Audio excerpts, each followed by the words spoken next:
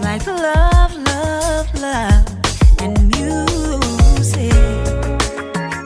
La la la, love, love, love, love, love, and music. Love, love.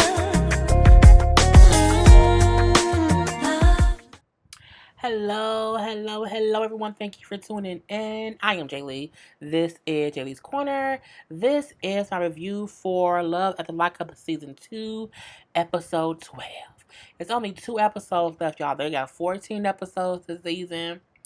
People kept saying they got 10 additional episodes. I don't know when them gonna come. Maybe they're gonna take a little break. Come back in like April or May. I'm not sure. But, it's just 2 episodes into the season. But no, it's 1 episode for the season finale, so it's 2 episodes left. Anyway, hello to all my J-Birds. Let's get into this shit, okay? Oh, I will be live Sunday, 6:30 p.m. Eastern Standard Time. So be there or be it's all the shits. All the shit's going on. So yeah, be there live on YouTube, 6:30. So first up, we got Clint and his goddess. Oh my goddess, I just need my goddess. Oh, baby Jack. So, I had to put her jail picture back up because she's in jail. Anyway, so Clint, we see Clint, Tracy has been back in jail for like 4 or 5 days now. Since he's found out. You know what I'm saying? So he like, I'm on my way to see my goddess. Okay, I'm going to see her. I got her a lawyer because I love her. And I'll pay whatever I have to pay and do whatever I have to do to, do whatever she needs because she loves me and she wants to be with me. She didn't leave me. Baby Jack is just so dumb. I mean, he's a straight up baby, okay? He needs a nipple, okay? Somebody go feed Baby Jack because he clearly don't have enough nutrients in him to know this girl is using you. She wants you because she know she not finna get out just yet and she needs some money on her books, okay? Anyway, we see his cousin is also there. His cousin looks high as hell. Did I get a picture of the cousin? The cousin, I'm like, bruh. Like, clearly, Scott and cousin, this is cousin. Clearly, Scott, damn it, Jesus. Clearly, Clint, where's Scott coming from? Clint and his cousin was in the house getting high because the cousin was his speech was just like, oh man, I just don't know what are you gonna do. Clint. I'm like, bruh, what drugs did y'all just do? And I tell you, Clint sometimes just look like he just smoked a whole crack rock. And he be like nervous. He be moving around a lot. Like he has the jitters. I'm like, Clint on drugs. Point to the blank to the period. Anyway, the high ass cousin in the car riding or whatever. Now he look high as hell and he seem real dopey and you know what I'm saying or whatever. But he has enough common sense to say, I keep telling him that he needs to like leave her alone, you know what I'm saying, just break it off for her, but he keeps saying he love her, but it's on him. I'm like, cause he's a baby. He's baby Jack, okay? He is Miss Incredible and Elastigirl's baby. Anyway, so when he like pull up to the jail that she's at or whatever, because he drove down to visit her like she asked him to do because he loves his goddess. He's a goddamn baby. So the lawyer was saying whatever to him on the phone. Oh, really? I'm like, is you crying? You crying, baby Jack? I'm like, oh my God, here we go. So he gets off the phone and the cousin like, so Clint, what's up? The cousin in the car high. They had to have just done crack. If not crack, it had to be heroin. Whatever makes you sleepy, it's not weed. It wasn't weed. Weed don't hate like that or whatever. Anyway, he gets out the car. This is some shit. Throws his phone across the street. I'm like, you dumb. You need your phone, bro. Go get that, baby Jack. And he like, what's wrong? What's going on? I'm just mad. He help me. He having a whole life, full-fledged baby Jack tender. He turned into the little devil. He multiplying. It's a whole bunch of shit going on.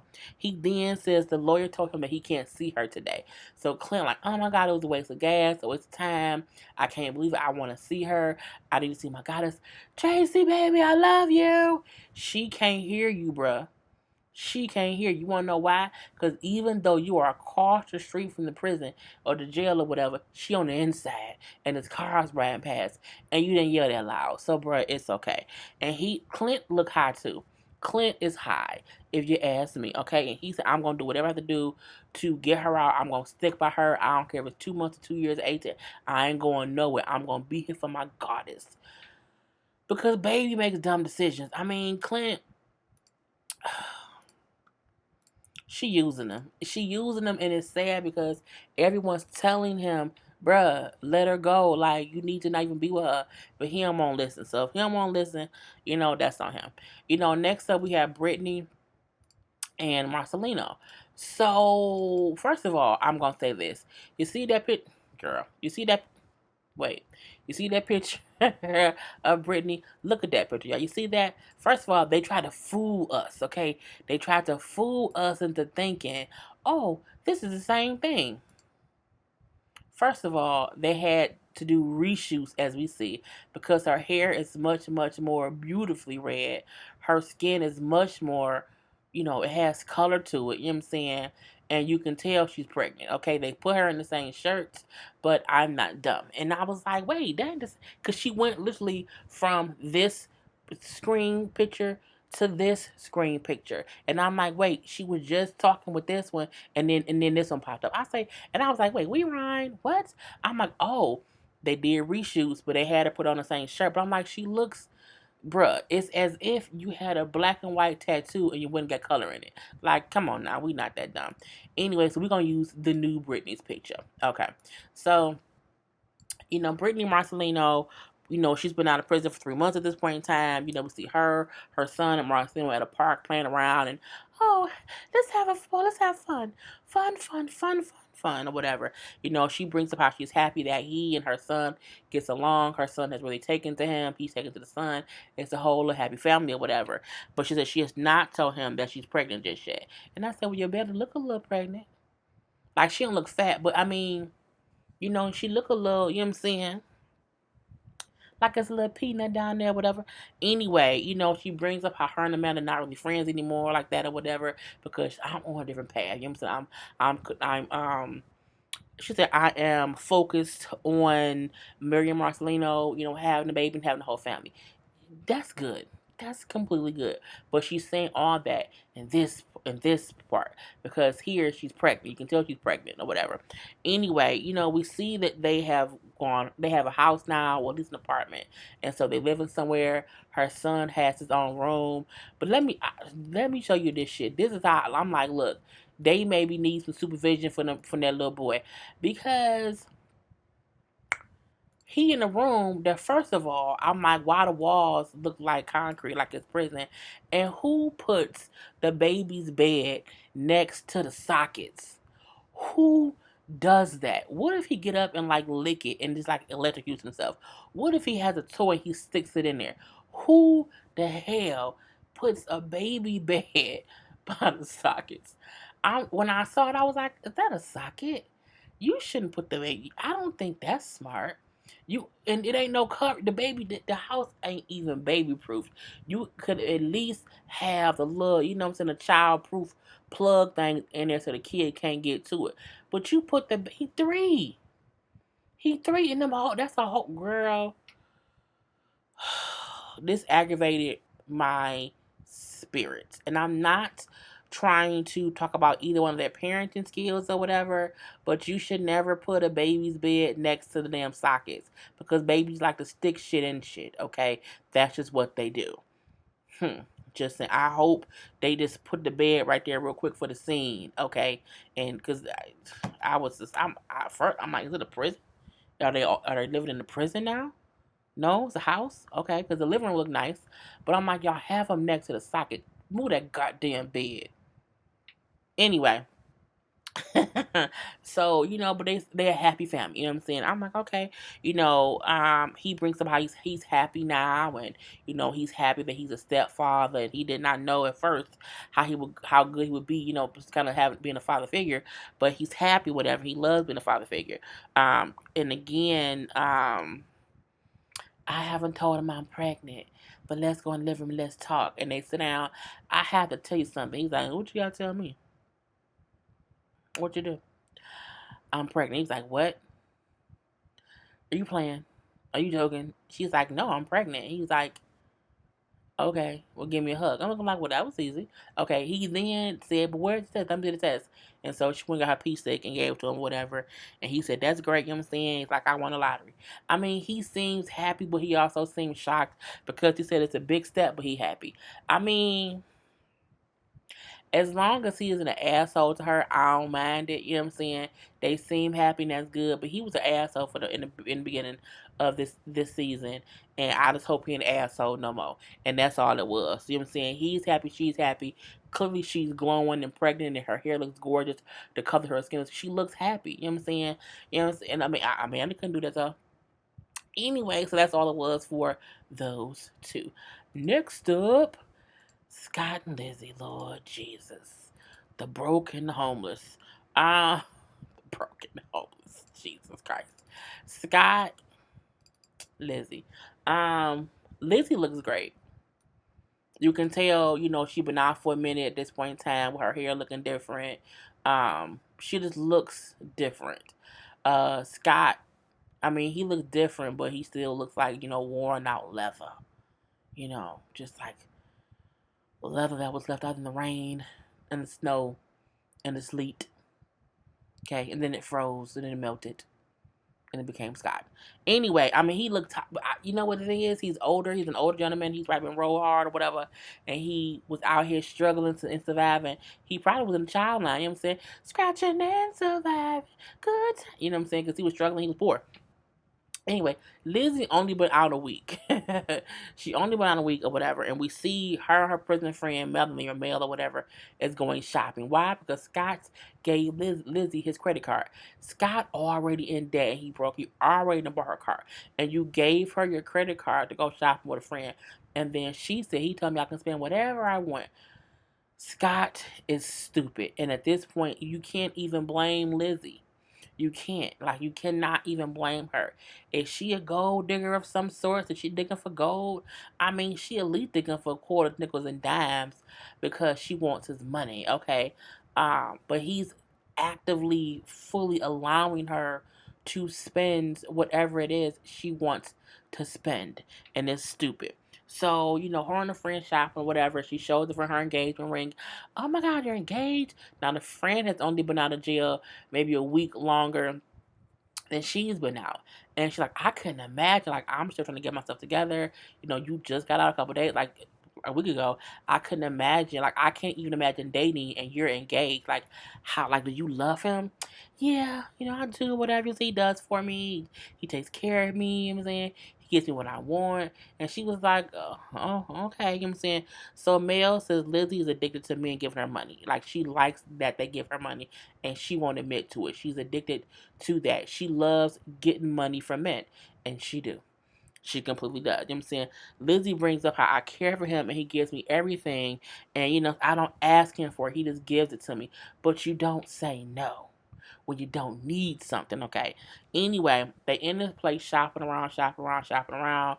And she even she bought the friends some stuff. I said, you didn't book. Post Scott. Post stupid, Leatherface Scott.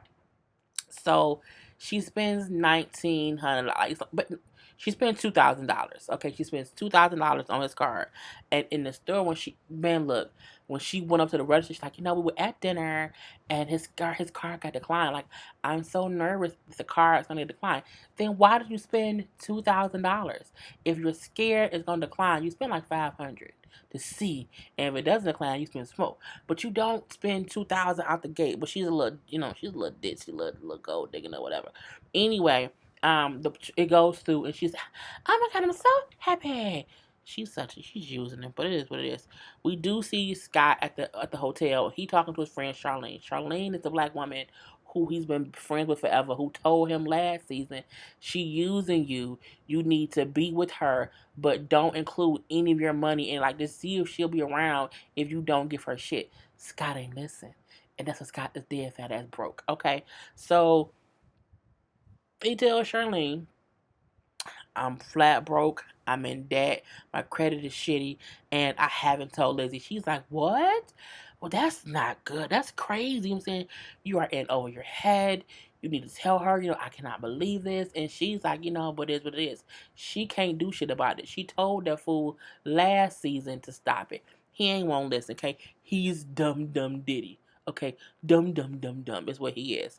So, and she using you. She's using you, even though she isn't asking you for stuff. You're giving her stuff, and she's using you for it because she know you'll give it to her. Okay, you know what I'm saying? And Scott, so I can't afford to do that anymore. I can't afford it. And I feel like when I tell her, she's gonna just break up with me. She will, but you know what? She might not, only because she don't have nothing else. You may be broke, but you still have more than what she has, which is nothing. Okay, you at least have a car, you have a place to live, hopefully, and that's the weird part. They don't have nowhere to live. They're in a hotel still. Anyway, Lizzie come back from shopping. Her friend bring her back. The friend leaving or whatever. And then when Lizzie shows her what she spent, oh, like, yeah, I spent $2,000. She was like, who paid for it? She's like, Scott. Scott gave me his credit card. You don't need any of that shit. I say, who was your cousin at? Girl, you cousin that. But I cuss, anyway. I don't cuss for my mama, but I do cuss for my bio father because I'm like, it's what it is.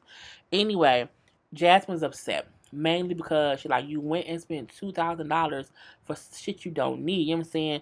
You could use that money to get an apartment. She like, we still in a hotel. Like, that's just stupid. You spent money stupidly. And even though Jasmine's making logical sense, she's still going about it the wrong way. She's still going about it as a little spoiled little brat. Your mother is doing exactly what she does. That's who she is. I feel like Jasmine had this figment of her imagination of what her mom would be like, and her mom is nothing like she thought she would be. She thought her mom would come back and be this wonderful person who was a mother figure and want to spend all her time with her, and that ain't what Lizzie came out like. Lizzie, I want some money, I want a good time, I just don't want to be in jail. And and I'm gonna gravitate to this man because he gonna pay me, and I put enough time and effort into him, and I got him on a leash. You know what I'm saying? Anyway, she told her you should grow up and stop living off a trick. I said, oh, girl. She's telling the truth. But at the same time, it's not. There's a difference between reality and truth. Reality is her mom is a gold digger who likes getting money from men. That's the reality. Even though, truthfully, her mama should be trying to be better. That ain't her reality. It was with us. And when Lizzie keeps saying, I ain't needed this stuff. The stuff I have is old. I haven't been shopping in 10 years. Some of them clothes are from the Goodwill. She's like, so what? They're clothes. What does it matter? You should be trying to be better. I can't believe you. And then she was like, you know what? This stuff, I deserve nice things. Like, you know what, Mom? Are you going to pay him back? Because you're being very, very selfish. You know what I'm saying? You are being selfish. You know what I'm saying? She was like, well, no, I'm not. Why would I pay him back? You're not going to pay him back? She was like, no. Why would I do that? We're together. She said, you are a greedy bitch. You are a greedy bitch. And walks away and was like, to her mama. I said, oh, Lord Jesus, what's going on? Poor Jasmine. She wants a mommy. She wants a mother. And that Lizzie is Lizzie. She's Lizzie. And the funny part was when Jasmine was walking away like, you're a greedy bitch. Ugh. Lizzie gonna say, Jasmine, Jasmine, oh my God. She's never acted like this before. Because before she was 9. She was 9 before. Okay? The way she acted before is different because she was a fucking toddler. She's an adult now. I'm like, Lord, you can't. Both of them are wanting something from the other person without knowing look, y'all don't know each other. And I don't feel like Lizzie's main concern is getting to know Jasmine because Lizzie feels like I need food, water, shelter, money to buy whatever. I need that. And my lifeline right now is Scott. And I feel like, again, Jasmine don't even have anything to offer her mom as far as if I leave Scott alone Where will we live? If our leaves got along, how will we drive to get somewhere? If our leaves got along, what are we gonna do? And I feel like if Jasmine had like at least one answer to that question, Lizzie may listen to her. But I feel like Jasmine don't have shit either. So Lizzie hold on to Scott for their life because if not, she gonna be home. She gonna be pretty and homeless. I mean, she won't be pretty and homeless for long. If she plays the ad like she could find a sugar daddy, she could. But I mean, you invested money in this one. We shall see what happens next episode because again, that's all there was with them two. Um, Caitlyn and Matt. You know, it's sad. Because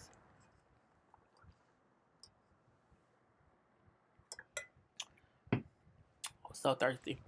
Um, Matt has been out of jail for 7 weeks. And her mom died a couple of days ago. And um, Caitlyn, and Matt's mom was like sitting around the kitchen counter or whatever. Matt's mom cooking breakfast, and Caitlyn just, she's just there. And when the mom asked, like, what's going on with like the funeral arrangements, and she said, I don't think we're gonna have a funeral.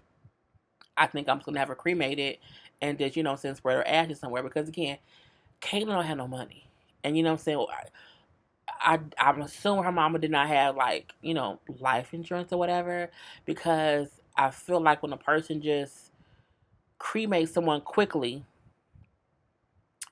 it's because it's one of two reasons: either can't afford it, that was the person's wishes, or that's just an easier thing to do because there's like no family or friends for a ceremony, and it's just sad, to see her having to go through this. So Matt's mom, you can tell she's trying to be like supportive of Caitlyn, and like well it's okay, you're strong, you're very strong, whatever you can make it through this or whatever, you're strong and make sure to use your strength in great ways. This idiot then says, yeah, use it in good ways and not argue with me instead of fighting with me. And he kind of laughs. Bitch, there's another time. There's another time for you to be laughing. And I'm like, and Caitlyn was like, whatever. You can see, Matt said when his father died, he was in prison. And he didn't really, really care too much or whatever. He's like, so, it's just weird for me or whatever. We see his mom saying how she can tell that Caitlyn and Matt do have a connection. You know what I'm saying? And it's like, I do feel like if they were not together, they would be struggling right now. She says, but Matt also has never had a girlfriend, like a real girlfriend. She's like, so I worry about, what I'm saying, how they're going to be because, again, she wants something regular, like a regular ass boyfriend. And that may not be Matt because Matt he don't know no better. Anyway, Caitlyn bring up how Matt, when the mom first passed away, he was very attentive, very helpful, but she's like, I feel like now he's kind of over it. And I feel more alone now than I had before. Matt don't know how to be there for people like that. Like Matt is like, I feel like he's like Matt is like an aspirin. Like you would take the aspirin and it works for like hours, and it feels amazing. And then after the blue, it kind of fades away. You're like, God damn it! It's he stops feeling after so long. He only can feel or help for so long before he just wears off. So she's like, could you put, whatever stuff in the trunk like I asked you to? He's like, no, but I can do it real quick or whatever. And she's like, oh, because I'm leaving. I was trying to, I wanted it in there so I could just leave. Oh, it's really, really quick. I can just do it. And she's like, all right, well, come on. You can tell she's getting frustrated because she'll ask him to do something. He won't do it. And then when she asks him again about doing it, he responds like, oh, well, I didn't do it, but I can do it now. And it's no big deal. But I asked you to do it already. You ain't did shit else. My mama dead, bro. You can't put some shit in the trunk like you won't do shit else. Okay, you can see that whole thing. So when they outside, well, can you move the trash can so I don't, bump into them when I come back or whatever? Yeah, anything else, Caitlyn? And she's like, no, I'm just asking for some help. You can see they're both aggravated. However, you can see that Matt has attitude. And I feel like if her mama just died, and she just all over the place about it or whatever. You don't have to be a bitch to her because she's asking you to do, look, like, take the trash cans, and you supposed to, bruh, put some in the trunk. It's not, she wasn't. Matt is a whole asshole. Let's just say that. And again, he's being more of asshole to her than she's being to him, based on what we see. Because we always know the stuff we don't see. Before she pulls off, she stops. She's like, Matt, come here. Matt. He comes to the. She's like, look, I'm dealing with things the best I can. You know what I'm saying? I just need a little bit of help or whatever. You know what I'm saying? Well, I'm trying to give it to you, Kayleen, but you not give me attitude. I'm looking like, bitch, her mama died, bruh. She might have attitude, but you have to be understanding to know she going through. Not only did her mama died before they could fix their issues. So her mama did, and she feels guilty as fuck.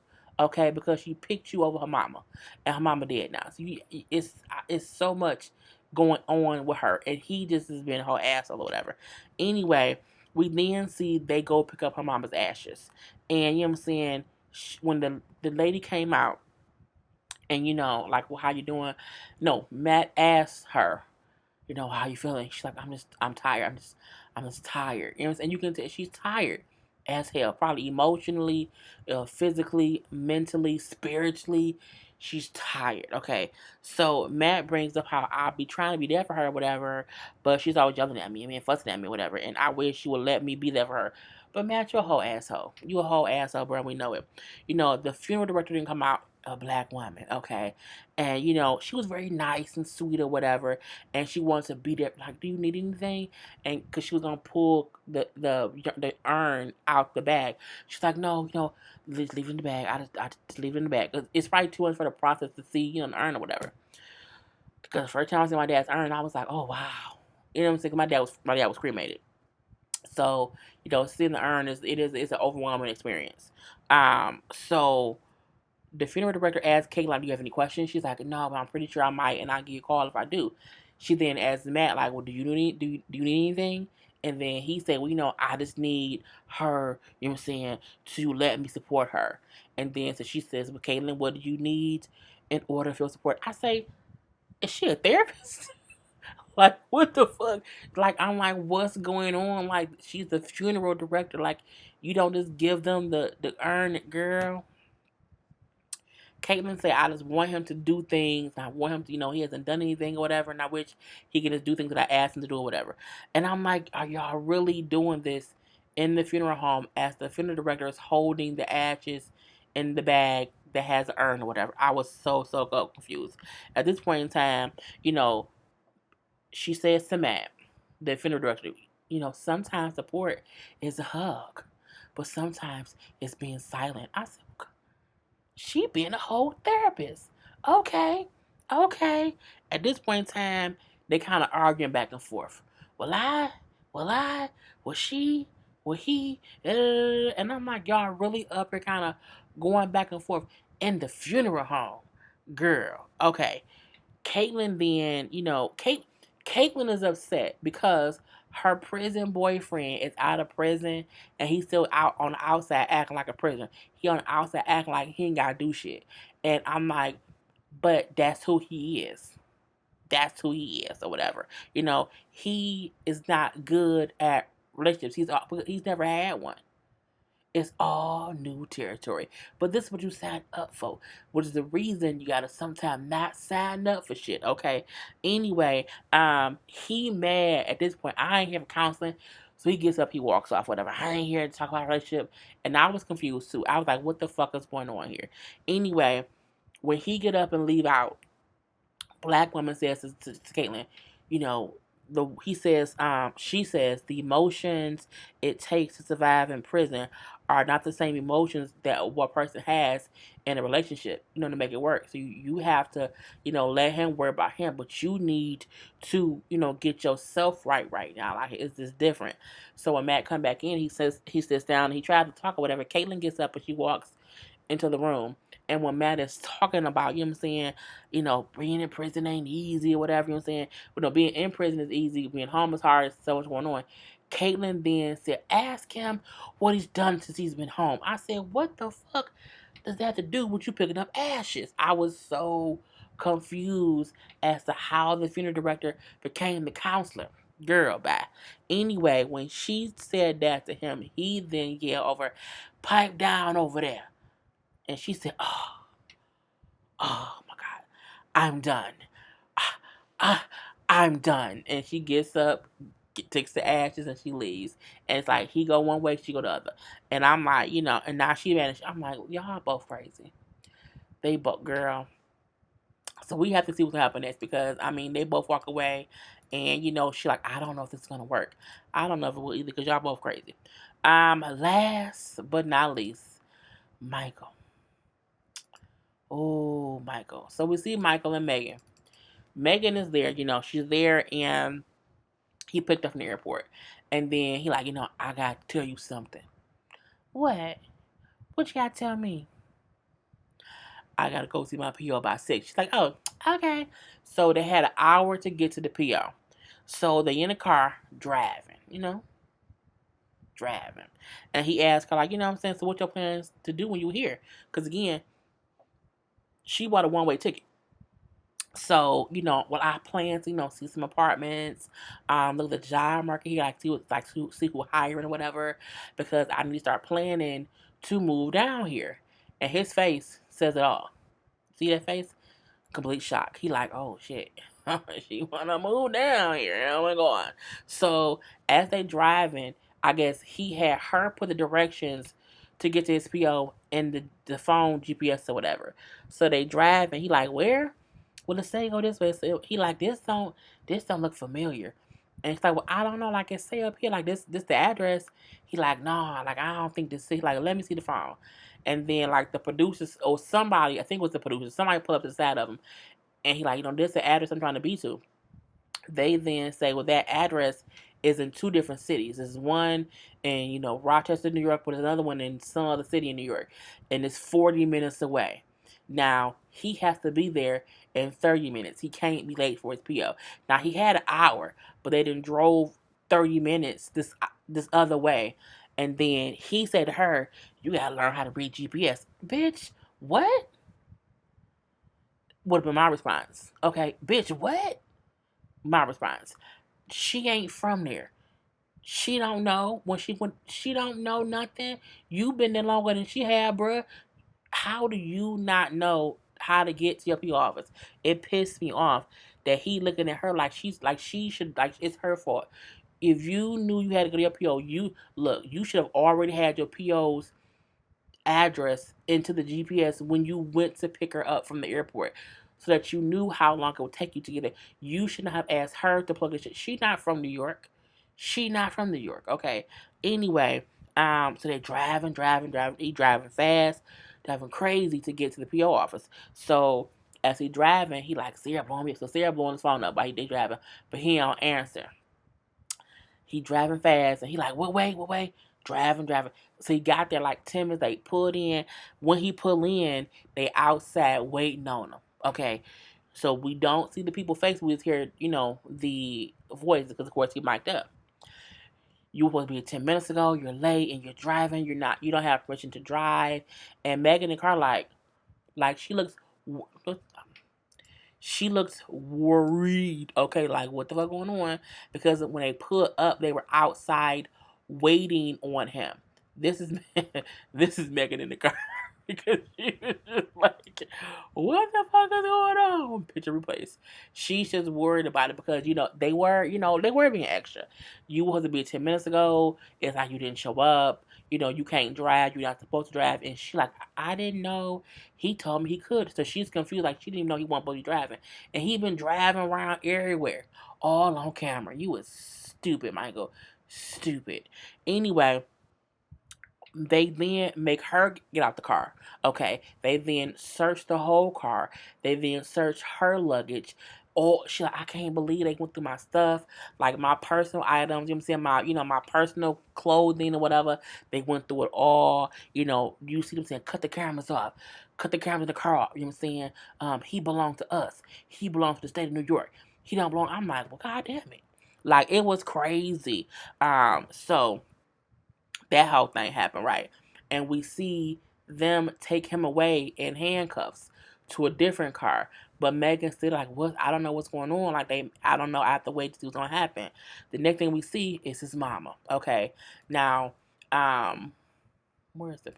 His mom is at the hotel, at Megan's hotel. Okay, and she upset.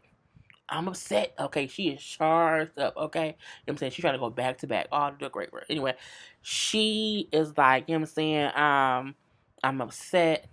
He got arrested for a parole violation or whatever, and she crying like every time he come home, something happen, and he gets taken away. It's just crazy, crazy, crazy. The PO was calling Sarah over and over and over.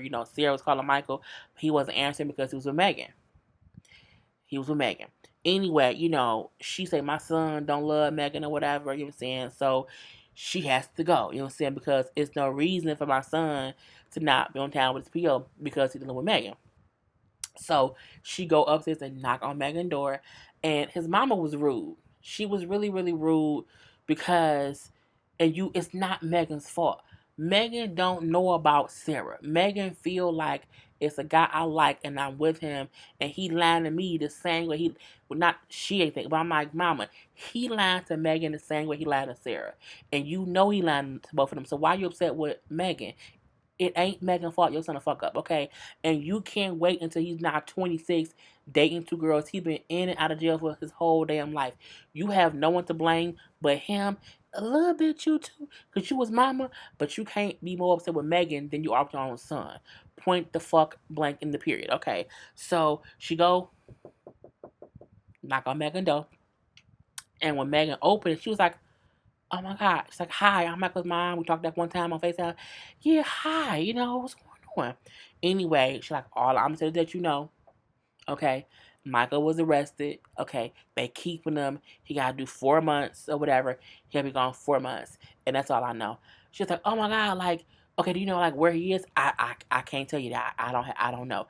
And she was rude because Megan feels like she is his girlfriend, okay, because he's treated her that way. So for you to go talk to her and then like, I can't tell you, I don't know, like, you should have told her shit, okay. Points.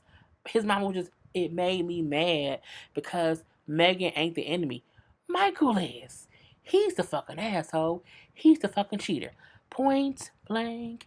Periods. Period. Okay. Again. So, what, can I give you a hug? Oh yeah. Give her a little bit of a hug or whatever. And then she left. And Megan like, okay, she must be upset because she was very, very short with me. Because she kept this ass like, what do you know? You don't know. I don't know nothing. I can't tell you. I don't know. But she knew some more shit. She won't say nothing. Anyway, so the mama then said, you know what I'm saying, I'm not going to tell Sarah about Megan. And I'm not going to tell Megan about Sarah. You know what I'm saying? That's up to my son. That's my son's business. He got himself in it. He has to get out of it. You know what I'm saying? She says, I told her he was in jail so she would leave. You know what I'm saying? Because if he's in jail, ain't no reason for her to stay here. You know what I'm saying? She can go about her business. Because if she don't leave, she gonna ruin his marriage. I'm looking like she really up here blaming Megan when it's Michael. Girl, Megan in her room like, you know what? I ain't gonna leave. She's like, I'm gonna stay a couple more days. I want to see what's gonna happen. Because again, she don't know shit. So I think she felt like if I stay here and he's locked up here, I can maybe go see him in the jail. You know what I'm saying? I'm gonna stay a few more days before I leave to figure out what's going on. But again, the mama, she just mean. Anyway, we then see Sarah. Okay, Sarah and the mama meet up. So we see Sarah in her white girl voice talking to the daughter, like, what's coming to see us? She's like, Daddy? She's like, no, baby, Daddy's at work. He's gonna be at work for a little bit of time. I'm like, stop telling her he at work. Prison ain't no damn job, okay? Say he in college. He getting an education some damn where. Anyway, she's still like, I don't know what happened. The PO kept calling me because he was late. I don't get why he was late. He has like a 5-hour span time to when he to the time he has to be there. Like, how you late when you have a 5-hour gap? You have 5 hours to get there. Like, you should never be late or whatever. So, she says, all I was told about the PO was that he was going back to jail for, I think, 30 days at one point, and then he would do another 90 days after that. So 2 different things or whatever. But they won't tell her much more than that. She know that he got there 10 minutes late. How he said he got lost. He put the address in the wrong way. And that's what he just got lost. That's what it was. But he did show up. But because he was late for the second time, they violated him, whatever. So, so now he locked back up. And the mom, like, I don't understand, like, what's going on, whatever. You know what I'm saying? I don't know. And again, she not telling Sarah about Megan. So Megan said, well, he don't know I'm pregnant. Not the mama don't know she's pregnant either. But in her confession, she's like, he don't know I'm pregnant. She said something don't feel right, sum up, and I'm saying I need to look through his phone. I need to get his phone because if something was going on, it should be in the phone. So I'm like, okay, this must be how she found out about Megan by going through his phone. Because she keeps saying like it don't make sense that he was late, like where was he coming from, what was going on, like some of this don't feel right. I guess her woman's intuition finally kicking in, and she gonna figure something out. Anyway, you know what I'm saying, and we will see what happens next episode because we do see her saying, turns out he was arrested. He was in the car with some girl named Megan, and so she knows. So we have to wait again until next week. Anyway, I'm done, y'all. He's like love, love, love, and music.